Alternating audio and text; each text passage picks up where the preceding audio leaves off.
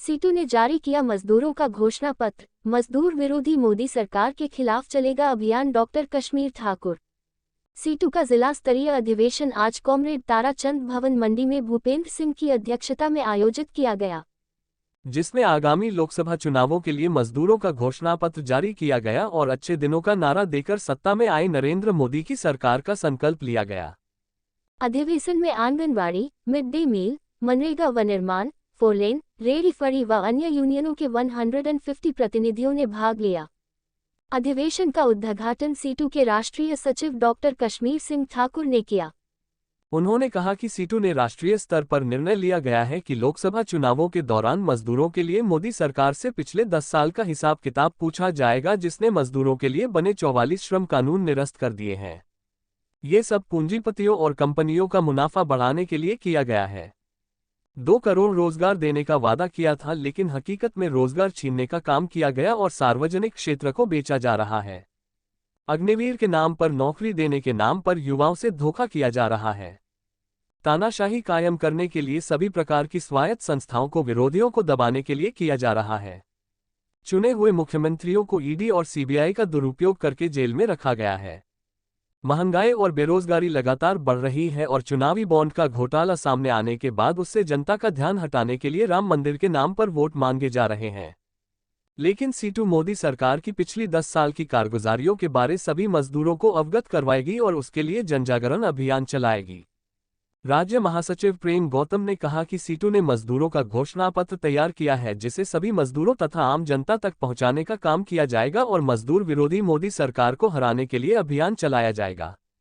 मोदी सरकार ने मनरेगा, बाल विकास योजना, मिड डे मील और आशा वर्करों के वेतन में कोई बढ़ोतरी नहीं की है और इन्हें सरकारी कर्मचारी घोषित करने के लिए वर्ष 2013 में हुए फैसले को लागू नहीं किया है और अब इसे निजी हाथों में सौंपने की तैयारी की जा रही है।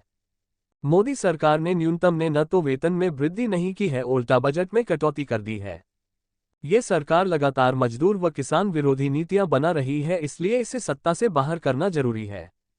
भूपेंद्र सिंह ने बताया कि 30 अप्रैल तक सभी यूनियनों की खंड कमेटियों की बैठकें की जाएंगी और 1 मई मजदूर दिवस से गांव-गांव में जनअभियान शुरू किया जाएगा, जिसमें पर्चा वितरण और बैठकें आयोजित की जाएंगी।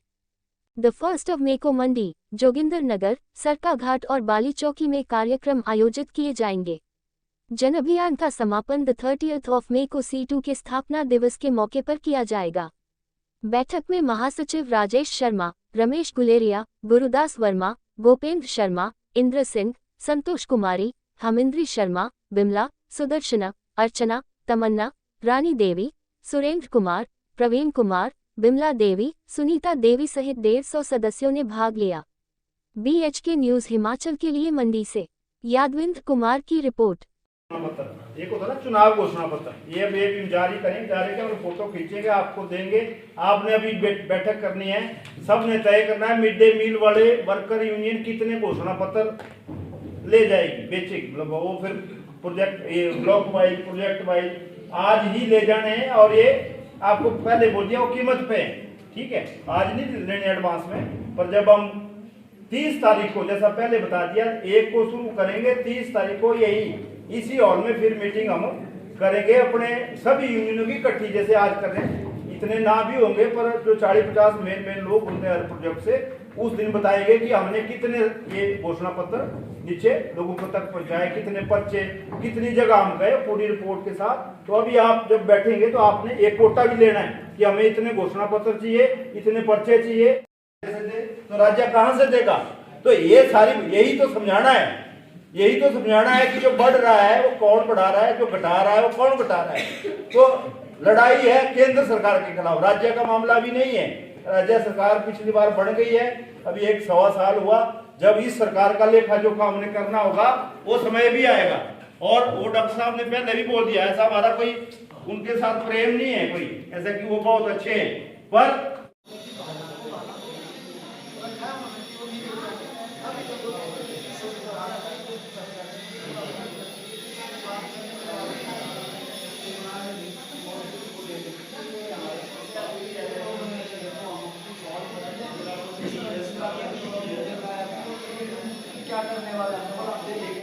कटौती का मतलब आप समझते हैं? अगर 20,000 करोड़ प्रोजेक्ट क्या बोलते हैं अगर बजट था, उससे पहले उसको 8,000 करोड़ में ले आए। उससे क्या होगा? क्या हो रहा है? आपके आंगनबाड़ी पूरे देश में अब उस स्थिति में नहीं है जो उससे पहले थे। इसलिए न्यूट्रिशन वहां पर बंद हो रहा है, इसलिए आंगनबाड़ी सेंटर और नहीं खुल रहे हैं, इसलिए वो बच्चे नहीं आ रहे हैं, इसलिए जो महिलाओं को क्या, किशोरियों को जो मिलता था उसके अंदर क्या आपने जो है, ये बात हमको ले जाना पड़ेगा आंगनबाड़ी वर्कर में। उसी तरीके से उसके अंदर इस बात को भी रखना पड़ेगा जो मिड डे मील का वर्कर यहां आया है। पहले ही बजट में आपका 35% बजट में कटौती किया। जनसंख्या बढ़ रही, बच्चों की संख्या बढ़ रही है, लेकिन उसमें जो कटौती का असर क्या होगा? क्या होगा? मिड डे मील क्या बोलते हैं जो स्कीम है उसको ही कमजोर। वो मोदी की जो सरकार है उसको तमाम बदलने जा रही है, लेकिन हमारा वेंडर, हमारा वर्कर, हमारा क्या काम करता है कि अगर हम अपनी फड़ी पे भी काम करें तो हम किसका प्रचार करते हैं? हम उस जो हमारे रोजगार को जो खत्म करने वाली सरकार है, जो स्ट्रीट वेंडर रैकेट को जो खत्म कर रहा है, उसको बदलने के जो मोदी सरकार है उसके पक्ष में प्रचार करते हैं। ऐसा मैं इन लोगों से अपील भी करता हूँ और लोगों से अपील भी करता हूँ कि जो हमारा जो, परंतु आज अगर जनतंत्र को बचाना है, मजदूरों के नेताओं को, मजदूरों को जेलों से भरने से बचाना है, रोजगार की गारंटी करनी है, तो मोदी को हटाना पड़ेगा। ये हमारा कर्तव्य है, हमारी जिम्मेवारी है, तभी हम आगे बढ़ सकते हैं, अपने अधिकारों के लिए लड़ सकते हैं। ये मुख्य 2-3 बातें जो रहेगी, बाकी प्रेम गौतम। हमारा तजुर्बा क्या है? जब भी जो है मिली जुली सरकारें बनी देश में, उस समय मजदूरों को फायदा हुआ, उसका मजदूरों पर हमला कम हुआ। मनरेगा का कानून कब आया? 2005 में, जब लाल झंडे का समर्थन था सरकार को, तो गांव के गरीब लोगों को रोजगार मिला मनरेगा।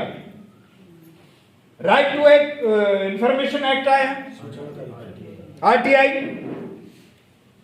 उससे पहले 1906 जब ज्योति बसु को प्रधानमंत्री बना रहे थे, तब HD देवेगौड़ा नाम आ गया न्यायिक, जिसका नाम लोगों ने कल्पना नहीं की थी।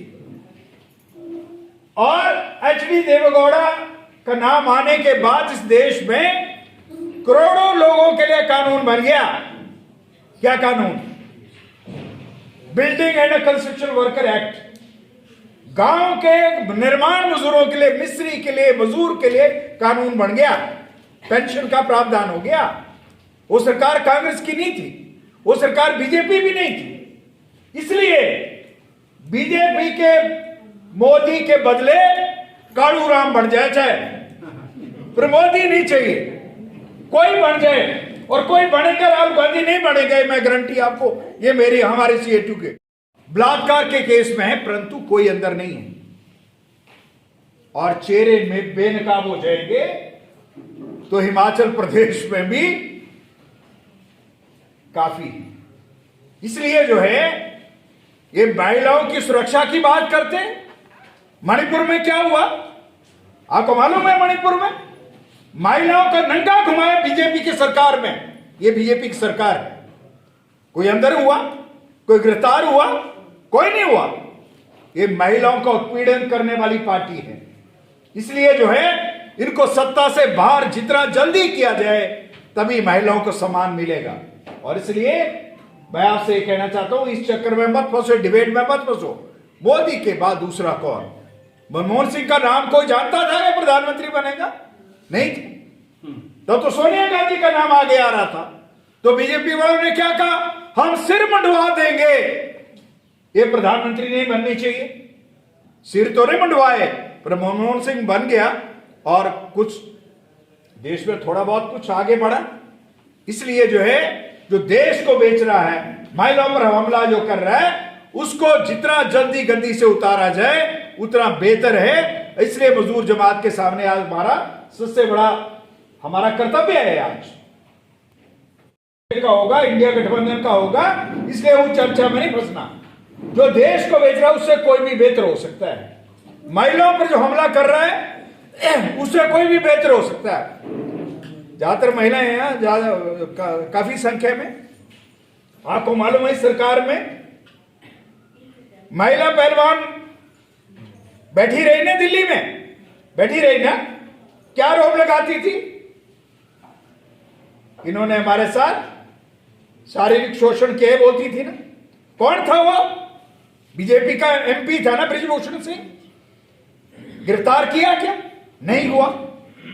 और ऐसा नहीं है, बीजेपी के राज में दर्जनों दर्जनों बीजेपी के नेता हैं जो बलात्कारी रहे हैं, कोई कार्रवाई नहीं हुई। कुछ नाम है मैंने लिखे निकाले कहीं से। एक मेघालय का है, उनका उपाध्यक्ष था, 3 साल की बच्ची के साथ रेप किया, 3 साल की, बीजेपी का नेता। ऐसे दर्जनों लोग हैं।